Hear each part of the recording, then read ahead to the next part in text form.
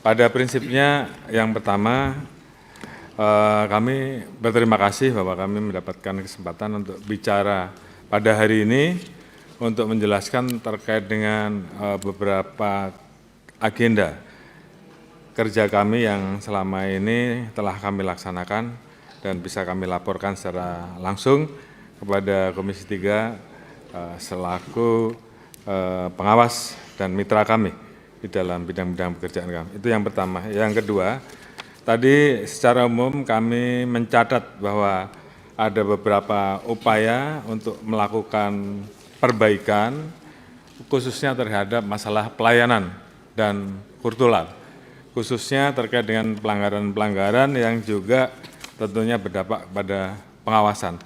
Tadi sudah kami jelaskan bahwa khusus terkait dengan masalah kultural, Polri tentunya telah melakukan berbagai macam upaya untuk mempersiapkan perubahan, mulai dari perbaikan dari doktrin sampai dengan bagaimana kita meningkatkan pengawasan, dan tentunya pengawasan ini tidak hanya sekedar pengawasan yang melekat saja, namun juga disertai dengan adanya sanksi. Dan kami tidak pernah ragu untuk memberikan sanksi terhadap anggota, apakah itu sanksi yang bersifat etik sampai dengan sanksi yang bersifat pidana demi kebaikan institusi Polri. Tentunya ini yang menjadi concern kami untuk terus menerima masukan dan terus melakukan perbaikan terhadap hal-hal yang masih menjadi perbaikan-perbaikan yang perlu kami laksanakan. Terkait dengan pelayanan dan memunculkan postur Polri yang tegas dan humanis, terima kasih. Tadi kami juga banyak mendapatkan masukan. Tentunya kami akan terus mencoba untuk bisa mendengar, melayani khususnya teman-teman yang menyampaikan pendapat, menyampaikan tugas-tugasnya selaku aktivis-aktivis, sehingga kemudian suara itu terdengar sampai dan deliver. Oleh karena itu kami juga membantu, memfasilitasi untuk menghubungkan sehingga kemudian semua dialog tersebut, semua aspirasi itu bisa sampai. Dan itu yang menjadi salah satu yang kita lakukan tanpa harus terjadi peristiwa rusuh, karena memang kita ingin bahwa apa yang disampaikan itu bisa tersampaikan dengan baik. Tindakan penegakan hukum tentu kita lakukan secara terukur terhadap tindakan-tindakan anarkis maupun yang bersifat rusuh dan merugikan fasilitas publik ataupun menimbulkan dampak munculnya korban jiwa. Kemudian terkait dengan Direktorat PPA dan TPPO, kami laporkan bahwa memang saat ini kami baru saja melonsing, sehingga tentunya perlu banyak upaya-upaya perbaikan terhadap Direktorat PPA dan PPO. Namun demikian tadi yang disampaikan oleh Ibu Melty terkait dengan banyaknya penyelundupan di wilayah-wilayah kontinental, karena di sini semua para Kapolda dan pejabat utama hadir, tentunya sudah mendengar langsung, dan saya minta untuk bisa segera ditindaklanjuti sehingga apa yang menjadi keluhan karena sudah didengar oleh para PJU dan para Kapolda tentunya bisa dilakukan perbaikan. Terkait dengan beberapa pertanyaan, apakah tadi Pak Beni kalau tidak salah ada beberapa pertanyaan, apakah perlu ada perbaikan terkait dengan penambahan pengawasan eksternal. Prinsipnya Polri ini terbuka. Tadi kami sudah sampaikan bahwa kami sampai membuka ruang pengaduan, baik melalui medsos, QR Code. Kalau Bapak Ibu mungkin masuk ke hotel, di situ ada QR Code-nya Propam, sehingga masyarakat bisa melapor setiap saat terkait dengan pelanggaran yang terjadi. Dan kita ada whistleblower system, artinya orang yang memberikan laporan itu kita lindungi. Itu bagian dari upaya kita untuk terus melakukan perbaikan terhadap institusi Polri.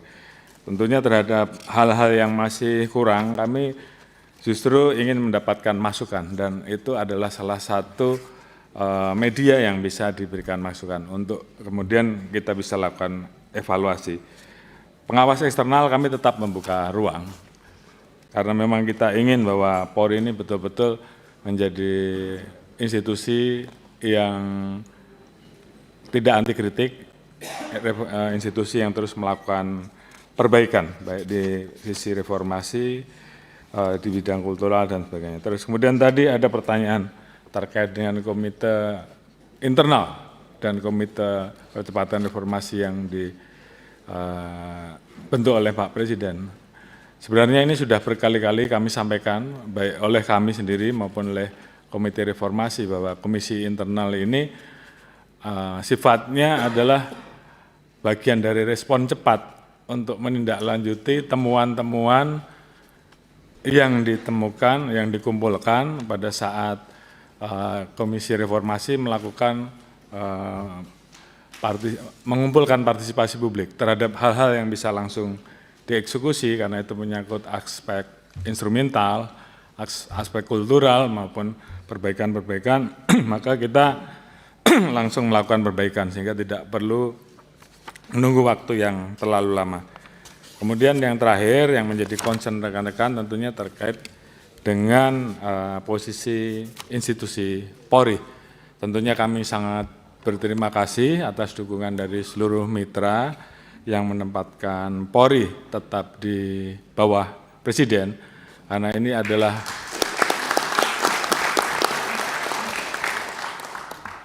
bagian dari mandat reformasi yang tentunya harus ditindaklanjuti.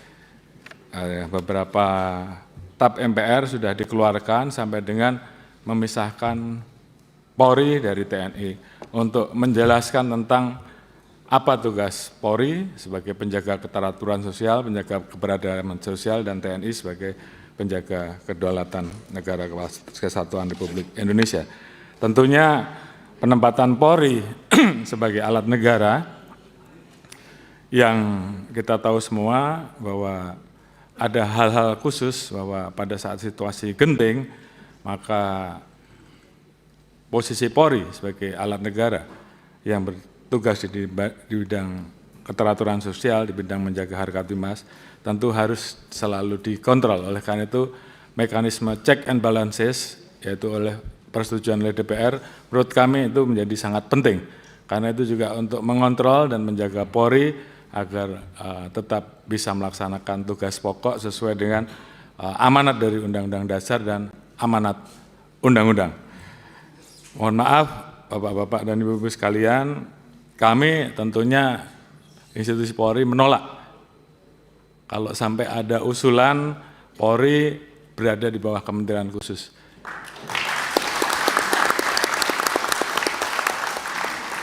Karena bagi kami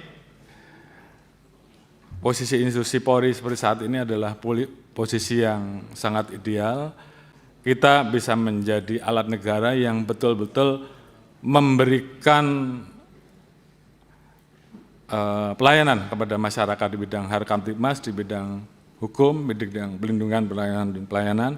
Di satu sisi kita betul-betul bisa berada langsung di bawah Bapak Presiden, sehingga pada saat Presiden membutuhkan kami, maka kami bisa bergerak tanpa harus ada kementerian-kementerian yang kemudian tidak mau, ini menimbulkan potensi matahari kembar menurut saya. Jadi kalau tadi saya harus memilih karena beberapa kali ada yang menyampaikan Kapolri sudah 5 tahun, kalau saya harus memilih, dan kemarin sudah saya sampaikan, bahkan ada beberapa orang yang menyampaikan ke saya lewat WA bahwa mau enggak Pak Kapolri jadi Menteri Kepolisian.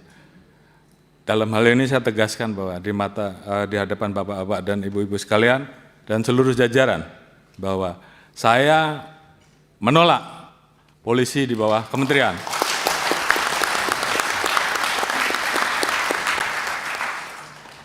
Dan kalaupun saya yang menjadi Menteri Kepolisian, saya lebih baik menjadi petani saja. Oh iya, ini menyala nih Pak Kapolri, benar. Oleh karena itu, saya anggap meletakkan Polri di bawah kementerian sama saja melemahkan institusi Polri, melemahkan negara dan melemahkan Presiden. Oleh karena itu, apabila ada pilihan, apakah polisi tetap berada di bawah presiden atau polisi tetap di bawah presiden namun ada menteri kepolisian, Kapolri tetap memimpin, saya memilih Kapolri saja yang dicopot. Saya kira itu sebagai bentuk sikap tegas. Dan saya minta seluruh jajaran laksanakan ini.